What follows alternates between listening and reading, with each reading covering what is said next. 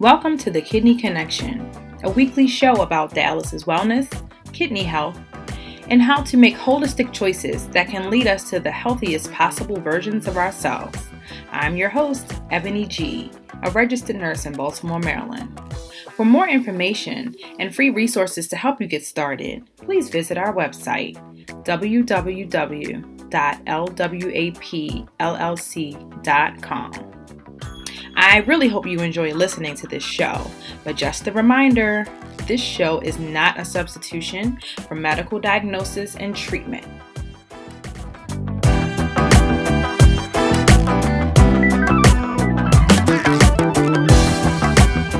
Hello. On today's podcast episode, we will be talking about 3 diet changes that you can make for maximum impact if you're a dialysis patient. And the reason why I chose this topic today is because sometimes I get questions from patients, like I'm trying everything, I'm doing everything, nothing is working, the meds aren't working, I can't remember to take them, and particularly with the diet being as though the diet is so important to dialysis patients, they really sometimes struggle with the adjustments. And I hesitate to use the word restrictions because if you've ever listened to any of my previous podcasts, I don't like to refer to the dietary requirements as restrictions, but I would like to refer to them as preservations because the diet is put in place to preserve your life. It's to, help your body compensate for some things that it can't do naturally. And your diet is used largely in that purpose when you're on dialysis. So with that being said, the dialysis meal plan could be particularly challenging. So like I said, I'm going to talk about 3 diet changes you can make for maximum impact of your dialysis diet for the benefit of your dialysis wellness. So the first tip that I have on the subject is to measure your fluids. And I know so many patients that with the fluids just trip them up. Whether I hear, I just love to drink. I've always been a big drinker. I didn't realize that food counted as fluid. I didn't realize how much of this coffee or tea I drank. And so a great way to combat that and kind of monitor that is to measure it, which, I know a lot of people don't like to do because it feels a little restrictive. However, you can, just if you plan, which is going to be part of the second tip, I don't want to give it away. But if you just pick a size cup that you like they suggest usually, and I would like to preface this by saying everyone is different. Some people need to drink a little more per day. Some people need to drink a little less per day. Everybody's body is different. And up to a certain point, the dialysis nutritional plan that you're on is specialized to you. So with that being said, it is a general rule of thumb that you drink between 1 and 1.5 liters per day, and that's combined fluid and food. So for say if you know you're going to a party, you're going to have ice cream that night, so ice cream melts. So you kind of have to take into consideration how much ice cream you might eat. And think about how that would melt down, in terms of your overall fluid goals for that day. But for other things like simply drinking, you might want to get, a 32-ounce bottle or, have one of your favorite cups handy and just know that, okay, this cup is 14 ounces. And if I can have 32 ounces or if I could have, 48 ounces, then I can drink, however many of those per day. Or I also like to have coffee. I can drink, however many cups of that. That leaves me, a certain amount of cups for this. So if you love coffee, if you're having 48 ounces per day, just to use a quick example, you have your 8 ounces of coffee and then you have 40 ounces to spread out among the rest of your day for your other fluid intakes. And that would just be a quick tip just to try to master that. And then that way, that you're on your way to managing your fluids in a healthier way that feels better for you. My second tip, which I was getting into in the first tip, would be to meal plan and prep. Oh, the dreaded meal plan and prep, right? So many people are like, ugh, I don't like thinking ahead and all of that. And I understand, meals can be very vexing if you are, especially if you are the person that makes the meals the most in your house, or you've just been like everybody else eating meals for a while now in your life. You get bored with certain things. You just don't feel like thinking about it. You're tired of eating the same things. And if you're on dialysis, it's even more difficult because there's certain things that you just can't eat, shouldn't have.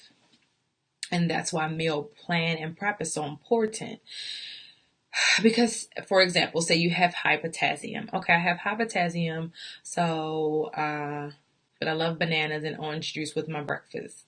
So that's going to be a problem. It's going to be a problem in your dialysis meal plan. So what you can do is say, okay, you can plan out all your meals for the week, spread out, your potassium foods. That way you're staying within your restrictions by maybe cutting back on potassium in some meals. If you have heavy potassium in your breakfast, then you might, not be able to have any more, for the rest of the day. And by heavy potassium, I don't mean, 5 cups of orange juice and 3 bananas. I'm talking, instead of 8 ounces of juice, have 4, and instead of a whole banana, have a half. Because realistically, you still cannot, overindulge in that way because your body cannot eliminate that excess potassium. And that is, it's a safety issue. It's a definite safety and could be a fatal issue. So we don't want that. So just by planning and prepping your meals though, you are, let me see. So you're setting yourself up for success. That's the best way I can say that. You are setting yourself up for success. And yes, you will have some missteps and some mistakes, and that is fine. You just assess those areas where you went wrong and start over. You just start over, But the important part is that you put that thought and you put that work behind it and you're intentional about what you're trying to do. I am trying to stick to these goals. I am trying to be, my goal is to be successful in these areas. And that's what you do. So, meal planning and prepping is part of that.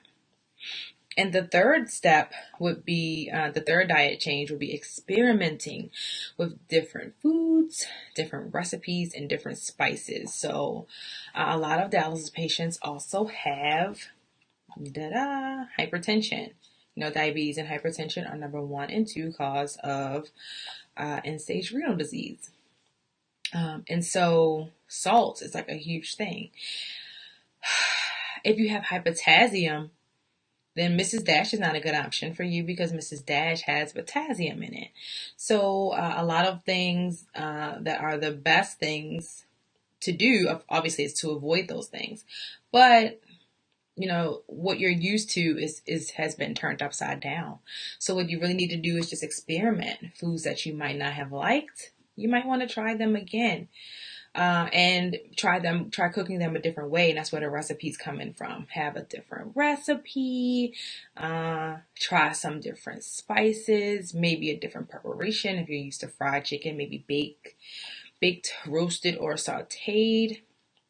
But really just shaking up everything that you've known about how you like to eat and trying new things and figuring out new things that you like and new ways that you can, learn to enjoy your food again. Because a lot of dialysis patients also don't have a huge appetite. Dialysis changes your taste buds and and a lot of times some people are nauseous. And so, just the GI upsets in between that and just the tasting of food, just the process aren't really, that in love with eating a lot for some people. And so this is especially beneficial for them because it's a new way to look at their diet as not so much restrictive, but okay, this is what I need to do to preserve my life. And these are some great tips that I can use to help me manage this new diet.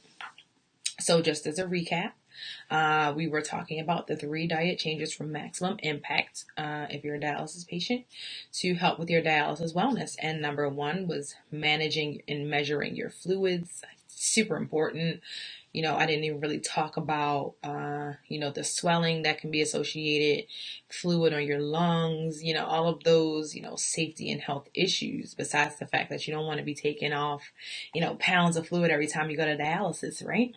The number 2, measure and plan. Meal prep and plan your meals so that you are prepared, you have what you need, and you don't end up making costly mistakes because you're not prepared. And the third is experimenting. Different foods, different recipes, different spices, just learning to have a better relationship with your dialysis wellness plan, particularly your meal plan. I hope you enjoyed today's show. Please be sure to share this broadcast with family, friends, or anyone that you think could benefit from it. Also, share your takeaways from this show on your IG stories. Don't forget, use the hashtag LWAP. Check out the show notes for the resources and references talked about in this episode at www.lwapllc.com/blog. Thanks again. Talk to you next time.